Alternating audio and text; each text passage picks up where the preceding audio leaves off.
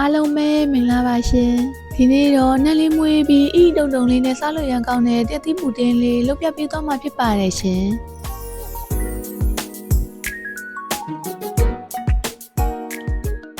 အရင်ဆုံးအေးခံမခွက်လေးကိုစီလေးနဲ့တုပ်ထားပေးလိုက်ပါမယ်ရှင်ပြီးရင်ဘလန်ဒါလေးကိုလှီးထားတက်သီး3လုံးထည့်လိုက်ပါမယ်ရှင်ရေ200မီလီလီတာထည့်ပြီးကြိတ်ပေးလိုက်ပါမယ်ရှင်လမ်းတော့အိမ်မှာရှိရဲ့စိတ်နှလုံးလေးသုံးထားလိုက်တာပါဒီနေရာမှာရင်ခွဲသီးသုံးရင်ရောင်လေးပူလာပါရဲ့ရှင်ပြီးရင်ကျိုးမဲအိုးတဲ့ကိုပြောင်းကုန်မို့စင်ရင်ခွက်တစ်ခွက်ထည့်လိုက်ပါမယ်ရတာအတွက်တကြားသမင်းစားသွန်းလေးစွန်းနဲ့စားအနေငယ်ထည့်လိုက်ပါမယ်ရှင်ပြီးရင်ရေ320မီလီလီတာထည့်ပြီးအလုံးသမသွားအောင်မှွေပေးလိုက်ပါမယ်ရှင်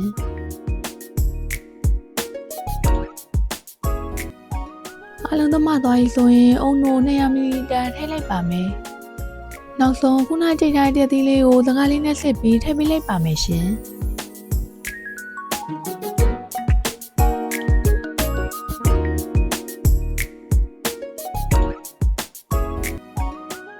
ပြီးရင်မီးလေလဲနဲ့ပြစ်လာတဲ့အထိကျိုးပေးလိုက်ပါမယ်ရှင်တဲနေအချိန်မှာလည်းအဆက်မပြတ်မှွေပေးနေဖို့လိုအပ်ပါတယ်အခုလိုခက်ပြပြနေထားရောက်ပြီဆိုရင်စီသမင်းစားသွန်းတစ်စုံထည့်ပေးလိုက်ပါမယ်ရှင်လမ်းတော့ပူတင်းလေးကိုစိုးစိုးပြောင်ပြောင်လေးဖြစ်အောင်လို့စီလေးထည့်ပေးလိုက်တာပါမကြိုက်ရင်မထည့်လို့ရပါရဲ့ရှင်တဲထားလိုက်တာအခုလိုနေထားရောက်ပြီဆိုရင်မိဖို့ပေါ်ကရှာပြီးအေးခံမခွက်သေးကိုထည့်ပေးလိုက်ပါမယ်ရှင်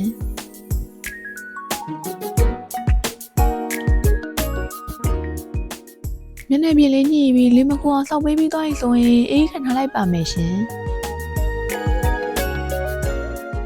3နာရီလောက်အေးခံထားပေးပြီးရင်တော့ပူတင်းလေးရခဲနေပါရဲ့ရှင်ပကံနဲ့ထည့်လို့လွယ်အောင်ဘေးနားလေးကိုလက်လေးနဲ့ဖိပြီးခွာပေးလိုက်ပါမယ်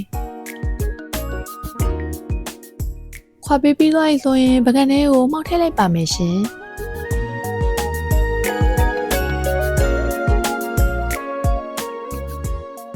ဆိုရင်ဤတုံတုံလေးနဲ့စားလို့ရန်ကောင်းတဲ့တက်သီးပူတင်းလေးရသွားပါပြီရှင်အားလုံးတို့အဆင်ပြေမယ်လို့မျှော်လင့်ပါရဲ့ရှင်လမ်းဗီဒီယိုလေးကိုဆုံးဖြတ်ကြည့်ပေးကြတဲ့ငွေချင်းအားလုံးကိုကျေးဇူးတင်ပါတယ်ရှင်နောက်ဗီဒီယိုမှာပြန်တွေ့ကြမယ်နော်ဘိုင်ဘိုင်